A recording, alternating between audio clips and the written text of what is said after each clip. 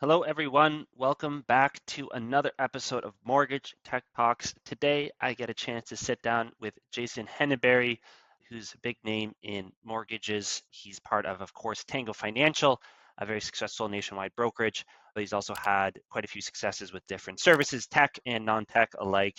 In this conversation, we talk about how he's been able to kind of juggle it all and the importance of finding good people, but also the keys to actually finding and keeping those people, which was so insightful.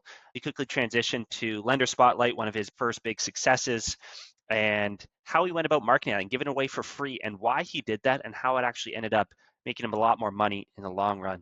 Finally, we wrap up about some stuff that he's working on today and really how he realizes and he thinks that there's a big gap now in actually nurturing and building a client database, doing that effectively, and how he's actually building services and different tools to address that problem that he sees as one of the biggest in the mortgage industry.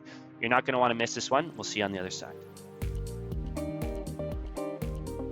Truth maybe is that every time you put a document in an email, that is the most vulnerable place.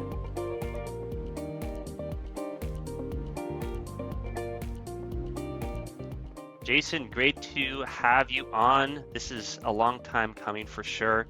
We go back, I say way back for me and my journey in this industry. You've been a person I've always enjoyed conversations with and really glad that we're able to do this and dive into some things. We had a little bit of a preamble about what are some of the things we're going to talk about. And I'm really excited about this conversation because I think I'm going to learn a lot.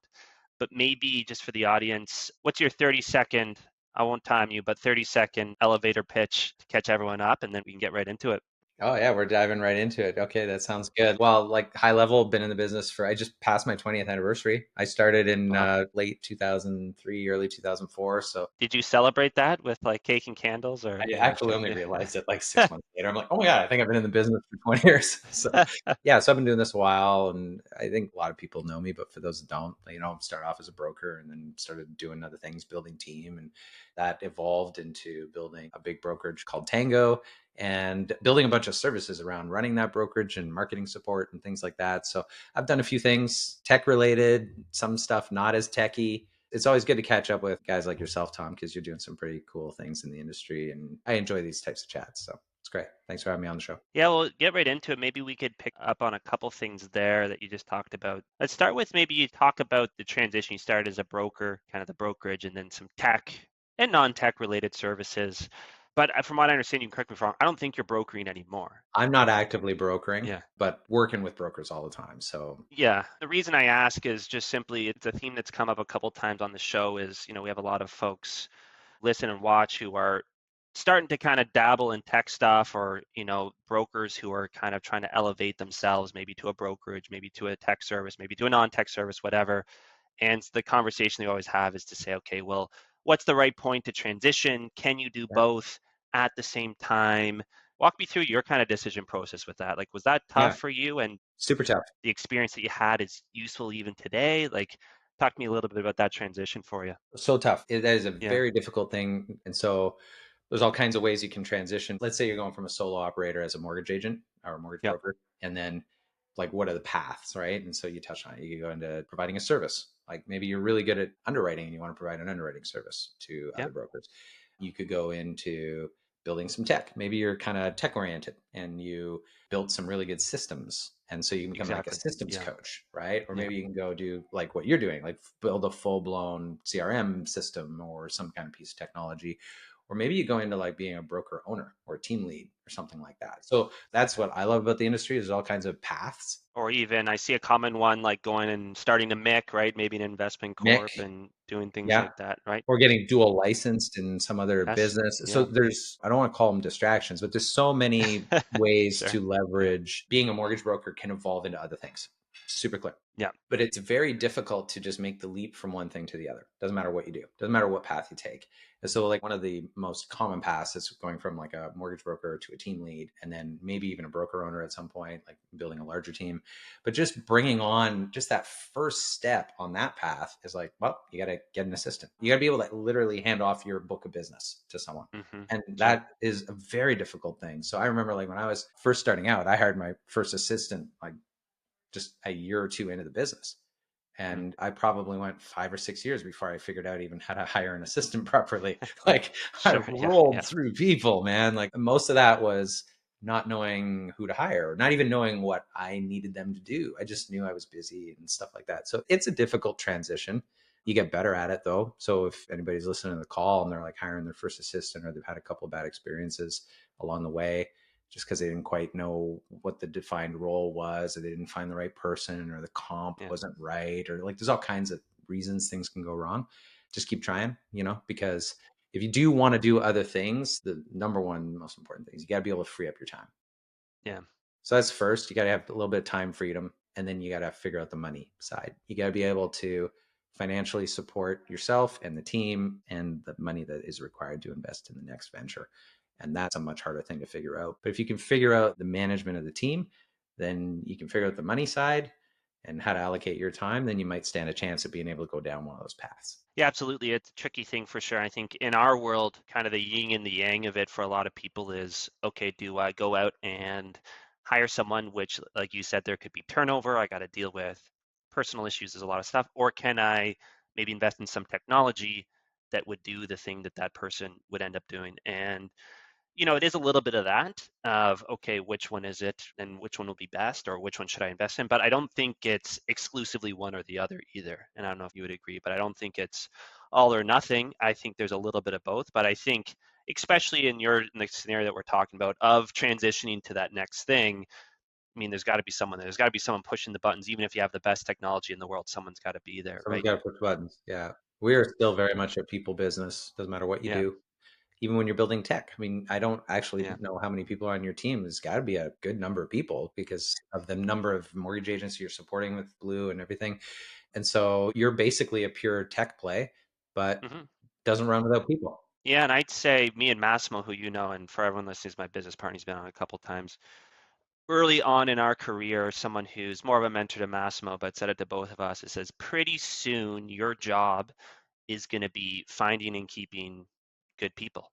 And we were young. I think it was just the two of us at the time. Like maybe we just had one outsourced person overseas, and we were just like, yeah, yeah, yeah, whatever. Like we were just kind of dismissive of it. And now, yeah, it's probably half our time, to be honest, right? Yeah. For me and Mass, and it's finding the people, but it's keeping them and keeping them engaged. I know a lot of them listen to this podcast, and I think that, yeah, people on our team know that a lot of what we do on our day to day is just making sure that everyone's engaged and feeling part of the team. Because if we didn't have those team people, me and Mass would still be building CRMs and onboarding people, but now we're able to do things like this, which is a podcast, which is not necessarily a new venture. It's complementary to our original one being Blue Mortgage, but the people have allowed us to do that sort of thing. So yeah, completely agree. So now correct me if I'm wrong, Jason, but for your first venture, and you talk about the transition, was it LenderSpotlight? I know that was one of your early successes. Am I getting the timeline right there? LenderSpotlight is probably the thing that like had the biggest industry impact, I think, Okay.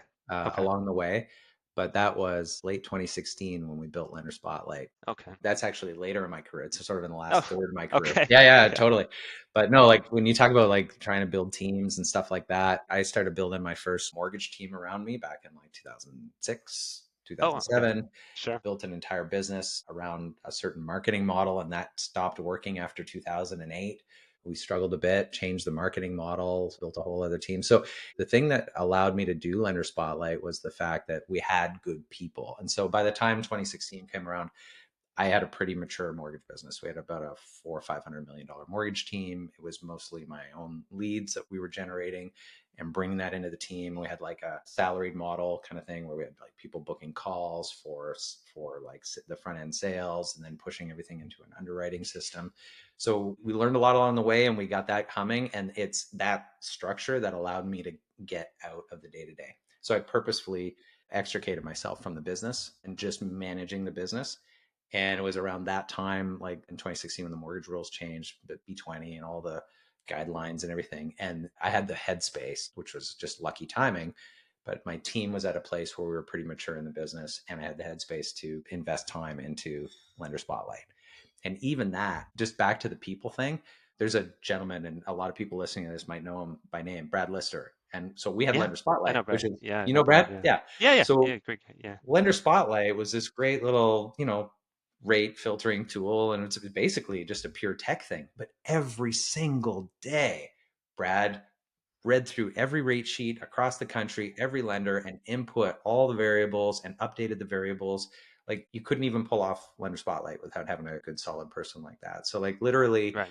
Yeah. everything I've ever done, just like you, it's about finding the right people to support the project. And you can't do it without it. No, that's great. Yeah, same. Like what I do, or I even look at something like LenderSpotlight, and I think, okay, yeah, super, super great technology, but yeah, it's the people behind it completely. I mean, when you look at someone like maybe we'll use him as the example. I don't know if you have practical tips. Brad, if you're listening, forgive us for using you as our as our You example won't here. mind. But You know, he's a good guy. yeah, no, you definitely know him better. I've met him only a couple times at some trade shows. But in any case, like, what are some real practical tips if someone's listening is like, yeah, I'd love to get a Brad on my team. Like, where would Hmm. I even start to find? Or I think I have a Brad, but I'm worried they're going to go off and maybe start their own book of business and not invested. What are maybe one of each, or maybe your top tip across the two of them of finding, but then also keeping the talent? Because I think that's also the fear. It's like, oh, I'm going to go out, I'm going to spend all this time. And yes, I know I need people, but the last person I hired, they left after 2 weeks and it Yeah. felt like a massive waste. So, So give them a reason to stick around. If someone's leaving you and going off and competing with you, like you got to look inward. You got to look at your management right. style. You got to Yeah. look at what it is you're building. You got to look at the value proposition, the vision.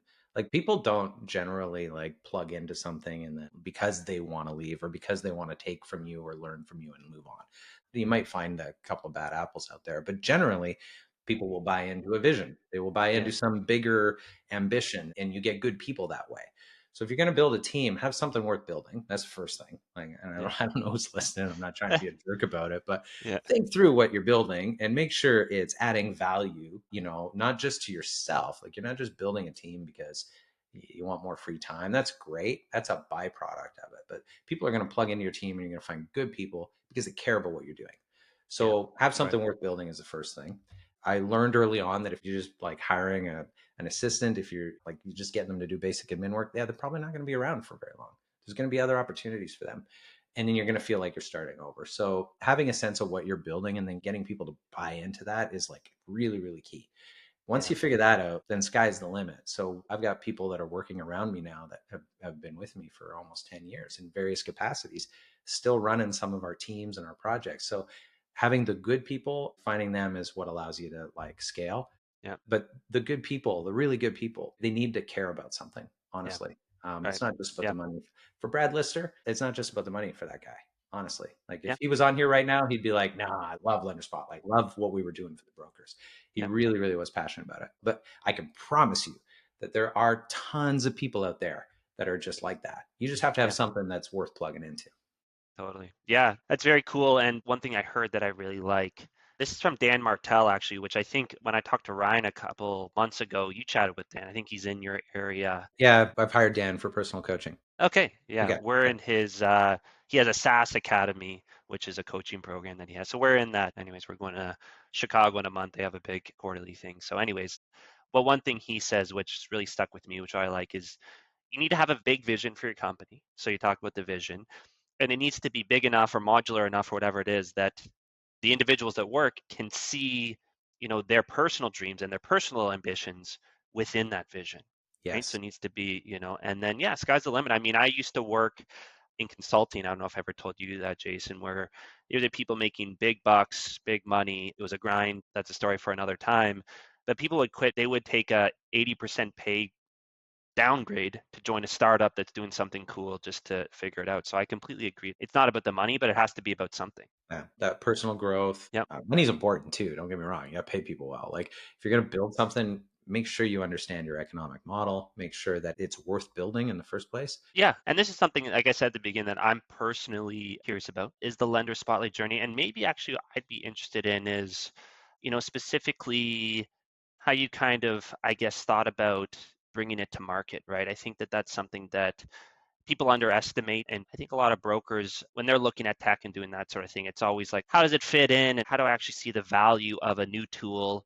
One thing I've been chatting a little bit about with people, and maybe it wasn't as much the case in 2016, but I think it's definitely the case now, is almost like a little bit of like, I don't know, tool exhaustion. I don't know. Yeah. That's probably not the right word for it, but Like a lot of brokers, share screen, there's 1,000 bookmarks and there's 1,000 tabs and 1,000 passwords that you have to remember. Maybe not 1,000, but many, right? And people are starting to get a little bit exhausted of it. And so I'm just curious how you kind of thought through that and how you saw, maybe it's LenderSpotlight, maybe it's some stuff that you're doing today. How does it fit in without adding so much friction? Because I think the cost of friction is getting quite high. Yeah. People are scared of that friction. So how do you think through that, and how do you figure out how it fits in with the overall, agents day to day? So there's two ways things start. Like the idea is born kind of thing. And so one way is we got this industry, and if I could just figure out how to get, $50 a month off of every body in the industry, then, I'd have a good little 50 business. times whatever. Okay, 50 got it. times Yeah. 10,000. And it's like, Yeah. oh, cool, I'll Okay. make a money. So you start with like, if I could just figure out some kind of subscription model and a piece of tech. So that's one way. The other way is you're plugging away and then you come across something and you're like, man, do we ever have a problem here? Like if I have this problem, then other people might have this problem. And then you start looking around and you're like, oh my God, we're all facing the same problem. And then you come up with a solution to that problem and then you figure out how to monetize it. That's a much different approach. Lender Yeah. Spotlight was a huge success. It's probably one of the biggest like tech successes Yeah. in the industry from a user adoption perspective, because pretty much most people in the industry have either heard of it or use it. Agreed. And Yep. it's because we solved some massive, massive problems. And we didn't even have an economic model. I just built it because we needed it for ourselves. So the way that Yeah. product worked is rates, and the model around rates changed back in 2016. And our team started to suffer. I remember at the time I had a sales team. We were doing about 400 or 500 million. Our team started to suffer. Our volumes like were impacted immediately because we couldn't quote rates properly. We were just like feeling really Yeah. uncertain about the market. And so we built a very rudimentary spreadsheet. It solved those problems. It was like we had a sales process where we asked 3 to 5 questions of clients. By the time we answered those questions, we could quote a rate, and people could do this in their head. I taught my whole sales team how to like ask these 5 questions and you'll be able to quote a rate with like 95% accuracy. And we were able to compete on rate online against like the rate hubs in the world. The moment the rules changed, we couldn't do that anymore. And so our conversions on our phone calls dropped through the floor. Like we went from converting one out of every 2 calls into a mortgage app and then to zero. Like we literally went to zero Yeah. and we were spending Wow. $100 a lead. And it was just like, Yeah. it was painful. And so we hit pause, we stopped all the lead flow, and we built this spreadsheet that basically answered those questions and filtered out all the noise and said, this is the rate. And so we gave that to our team and they loved it. We were back in business. And so then I looked at it and I'm like, well, wait a second. If we just had that problem, like poked my head up for a minute, I was like, is anybody else experiencing this? And it was like, it was mass confusion, like the whole Yeah. industry. Even lender BDMs couldn't explain the new rate matrix. Like, I don't know if you remember that time, but like you couldn't get No. a straight answer out of anybody. So we were like, fine. So we grabbed the spreadsheet, we hired a developer. In 30 days, we built the first prototype of it. We published it and we gave it away for free. Gave it for free. We gave it Yeah. away for free. I was just like, hey, we That's built this thing awesome. for ourselves. Like, here you go. Cause this is like Right. painful. So we built it and tested it, spreadsheet. And then we committed to building it. It took us 30 days to build version 1. And then we released it. And 30 days after that, we had 1,000 users Wow. and a ton of complaints. Like the amount of complaints we had from Yeah. people, the rates weren't accurate and this is wrong. And I quoted my client and you just cost me a commission. Earlier on in this conversation, you were like, how do you avoid the failure or the pain? Or there was something you said. And I'm Sure. like, you can't is the Yeah. answer. If you're going to build something worth building, you're going to go through some pain. Expect that that's part of the journey. But then you work through it, you fix it. And we Yeah. tweaked it. We hired Brad Lister. He cleaned up all those problems and made it a success, right? Yeah. And then it was like 6 months to a year later, we figured out how to monetize it. Yeah. And then we started making money off it. So we Right. spent a Yeah. great deal of time, effort, and energy, and we didn't even know how to make money off it. So there you go. That's so cool. And I heard from a mentor one time, he said, yeah, you can fall in love with the solution. That'll get you so far. But if you fall in love with the problem, and the problem's always shifting too, right? And Yeah. it does. I mean, with regulations or whatever else is going to cause those shifts, then you'll always be in business. Because if you fall in love with the problem, committed to solving the problem, there's going to be that pain. You're always going to solve it. And the cool thing I liked about what you said about being free is that if it's free, people will almost feel like they're a collaborator with you.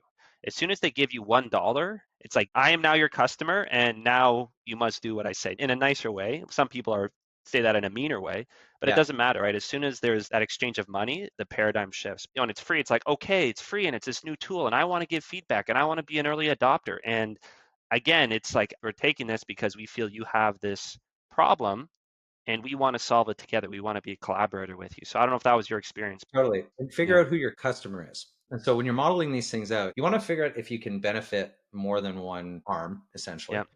So like when we built Spotlight, we had to do it anyway. We needed to scratch our own itch. No problem. We were going to spend time on this project Yeah. anyway. It's not a big deal.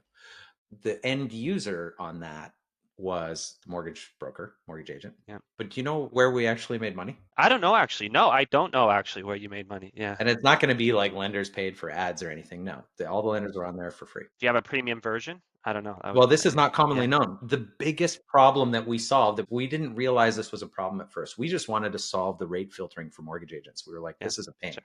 We took what normally takes 5 minutes to figure out and brought it down to like 15, 20 seconds. So it was a Yeah. huge time saver for mortgage agents. Mortgage agents were not actually our customer. Our customer were broker owners. Oh, okay. Interesting. Because what is not commonly known is that one of the value propositions of a mortgage brokerage at the time was to take all the emails from Yep. lenders, make sense of them, and put them into a little spreadsheet. Here's your best 5-year and your comp. It was Right. like a Yeah. grid. And every mortgage broker owner in the country was doing this. And what actually happened in 2016 when they changed the mortgage rules is it became impossible to keep all this information on one spreadsheet. And so Yeah. once we figured out that we were really solving the broker owner's problem, we went to brokerages and we said, hey, why don't you buy this for all your agents? And then they said, yeah, Yeah. I no longer have to update these spreadsheets. And they were like, yeah. So the broker owners bought it all across So the cool. country and gave Yeah. it to their agents. And so you got to get into the project. We were Yeah. 6, 9 That's right. months before Yeah. we figured that Yeah. out. We were like, oh my gosh, this is who we're really helping, Yeah. who's willing to pay for it, Who's also willing to pay who's for it. also Yeah. willing to pay for it.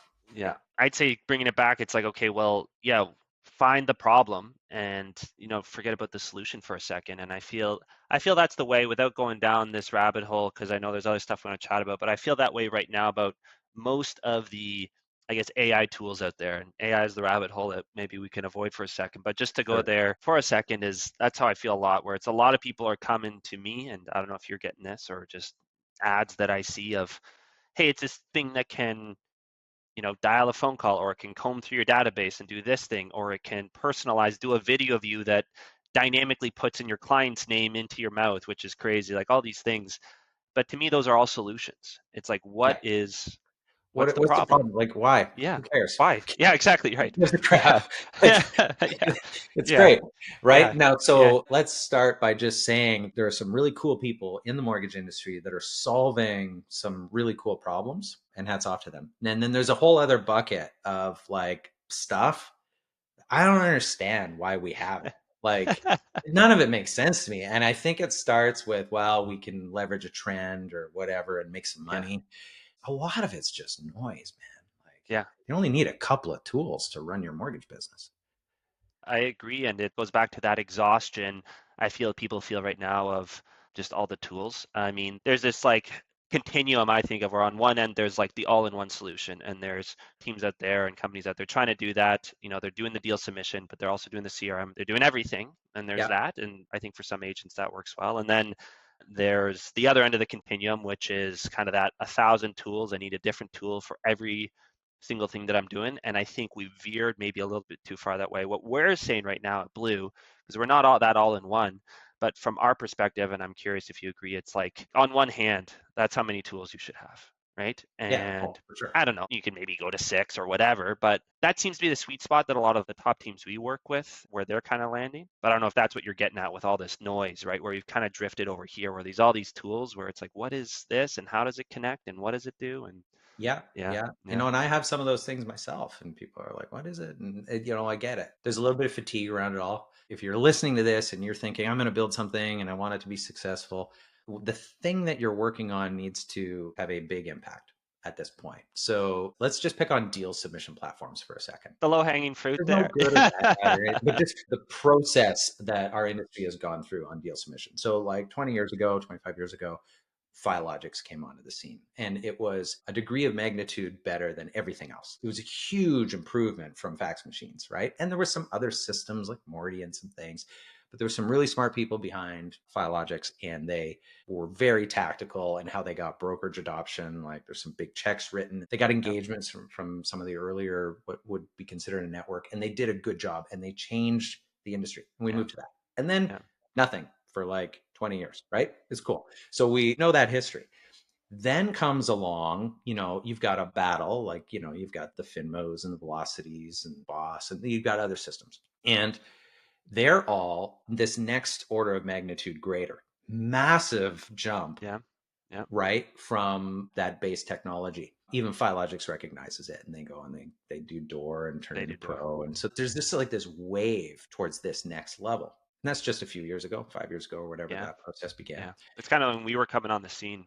When you were coming on the Yeah. scene. You were great. You filled a huge void because they were all focused on the lender submission problem and capturing a part of that market. And you came in with your CRM. It was actually back at that time when they were making those moves. I started building a CRM. I just gave up. I don't have as much patience or wherewithal as you do, but you did it. You made it work. Sure. You're really well positioned because you connect all these systems. Like Blue's great. But now everybody's chosen their path. Like Hmm. if someone is on Finmo, why would they jump to something else? Or if someone's on Velocity, why would they jump? Because the pain of disconnect and the benefit, it's not there. Like, so Not that order anymore. of Yeah. magnitude that we're You're right. talking Yeah. about, Yeah. so there has to be a massive disruption. So the point, this is circling back to what I started with, which like if you're building something today, it can't just be a small fraction better than the next thing Yeah. because nobody's going to jump ship for that. It has to be So much like pain. Yeah. so much better. And that's hard. And so you're getting a lot of like trying people or systems or companies trying to like be a little bit better than the next. I think that ship has sailed. So now what I'm seeing out there is people need help. Like we've gone full circle. The technology's kind of set and you're one Yeah. of the leaders in that space, which is great.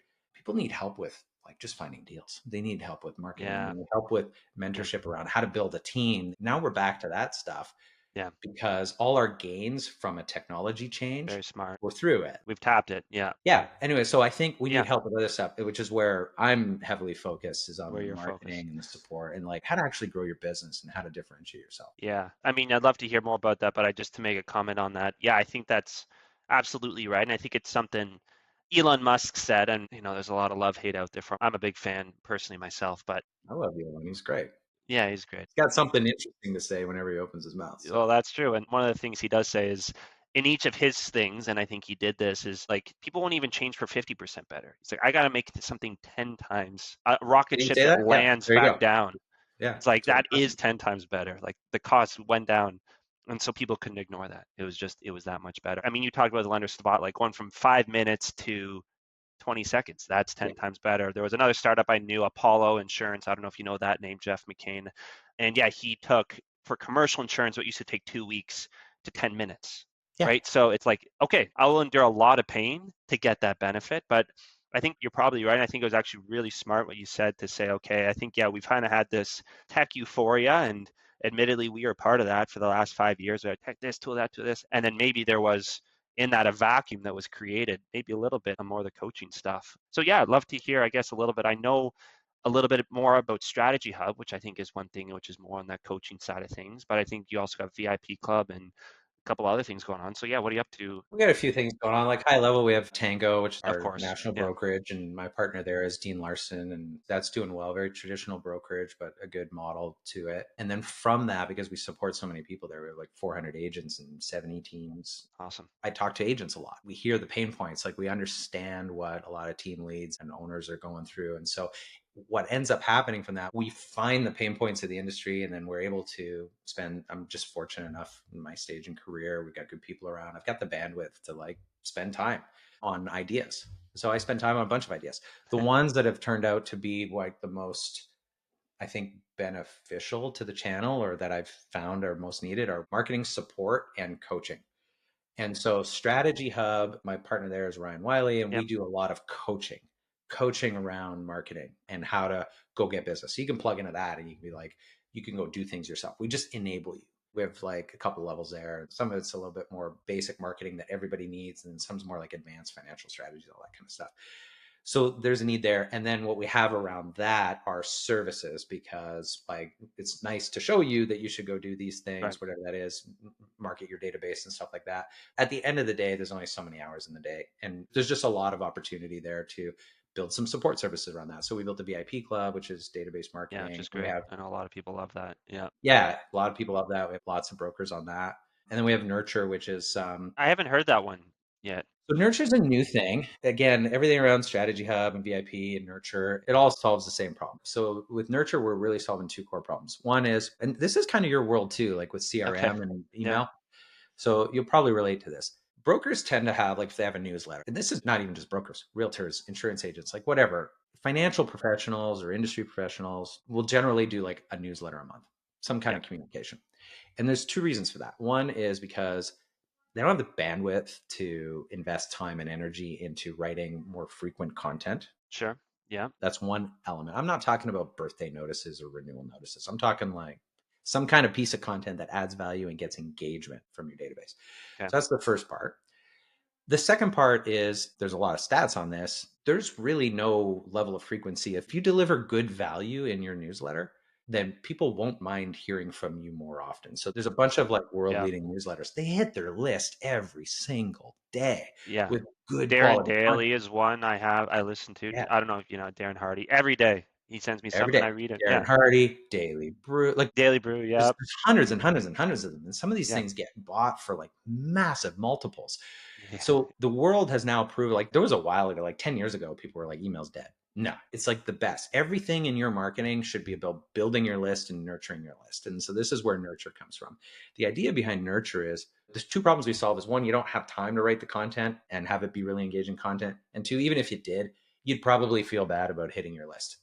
So, Sure. you'd Yeah. be like, That's I yeah. don't want to do it. I don't want to Yeah. like alienate people. So we're doing it for them and we're writing like guidebooks and how to's and lead magnets and all this kind of stuff, but it's all branded to the broker Yeah. and it just goes out automatically. And the frequency of it is way more frequent. The way we do that is once a month, the broker will send out like a guidebook. So we'll be like, here's the guide of the month. Yeah.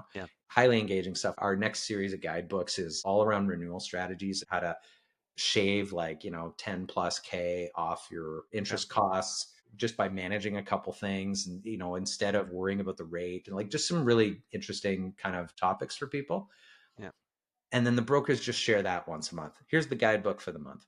And then from there, when people opt into the guidebook, they go into a more frequent newsletter that we're delivering on a weekly basis with Cool. articles that Yeah. reinforce the content from the guidebook. And the whole system is just branded to the broker. So it's a really cool experience. The broker only has to touch their clients once, and then we touch them again and again and again and put the branding in front of the client. So it's just constantly reminding. And then, VIP Club is similar. We add that email once a month with the contest, and most people know about that business.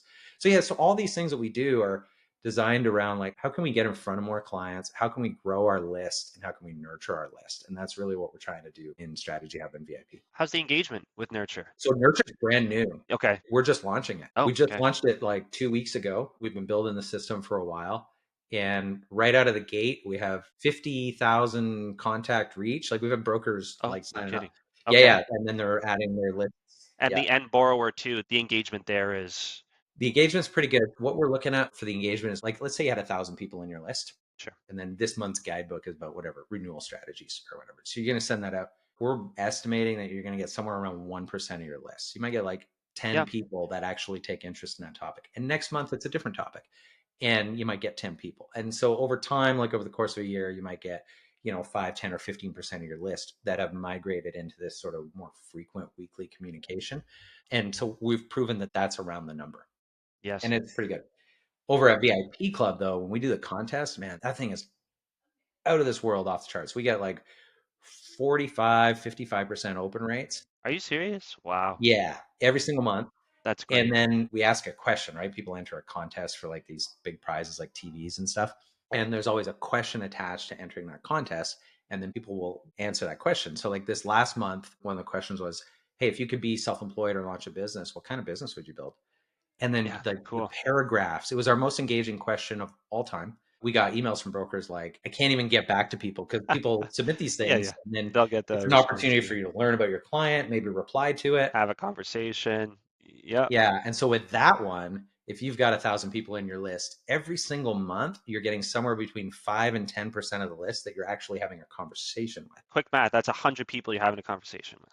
Yeah. If you have 1,000 people in your list, you're having That's insane. 50 to 100 client interactions where you're actually talking to them every single month. And they're Wow. the ones who are engaging you first. And they're telling you stuff about them. It's amazing. That is Yeah. cool. Yeah. I mean, first of all, for us, yeah, we say so open rates is one thing, engagement's another. If you can get with that 1-2% engagement, that's good. Like that's industry, I think, very competitive. 1-2% engagement is normal. Yeah. Yeah. Yeah. We're like 5 to 10, and we have some brokers that have good relationships with the list, and they're even higher. That's crazy. You'll get a kick out of this. Yeah. Our biggest problem right now is because brokers feel bad sometimes not answering people. So we've actually had people suspend their service with us because they're like, I don't want it to go out again. I'm getting too Because much they're engagement. like, I didn't get to actually I'm responding to still everybody from last month. responding from I'm not kidding you. January. So Yeah. at the end of September, we have a new feature. We've been working on this for a few months to solve this problem because we're like, this is crazy. Like people are asking us to not send their newsletter because they get too much response.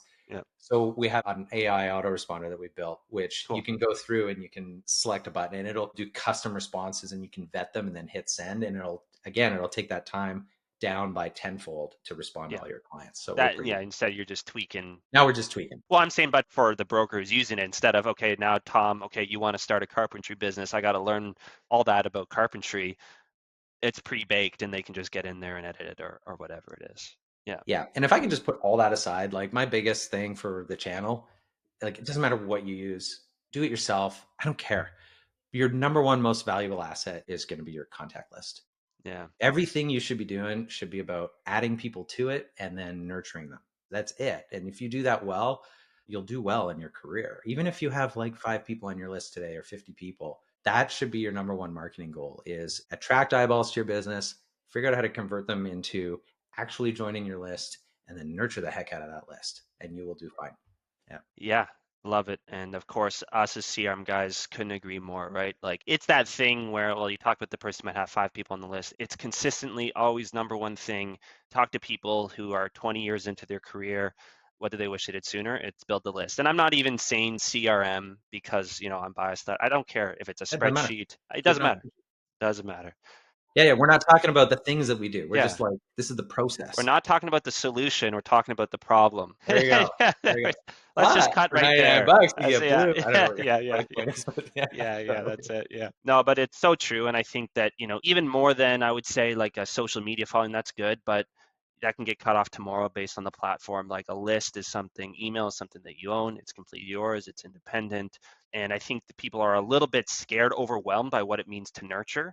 They don't know where to start. And so, yeah, I think these types of tools, at the very least, give that starting point, or at least put those doubts aside, right? Where people don't want to hear from me all the time. People don't want to do these things. And I'm going to give you another Dan Martell quote is that like the biggest limitations that anybody has in any business, not just about marketing to your database, but in general, the biggest limitations are the ones you set for yourself, right? Yeah. And so, it's people in their head saying, I can't market because I don't have time, or they don't want to hear from me, or this or that. And the best way to convince yourself otherwise is just to do it. And that's why I think tools like what you described for Nrture, VIP Club, obviously we know a lot of people using that in Blue. I think more than anything, it breaks through that mental barrier to say, okay, no, actually you can do this, and people actually do want to hear from you.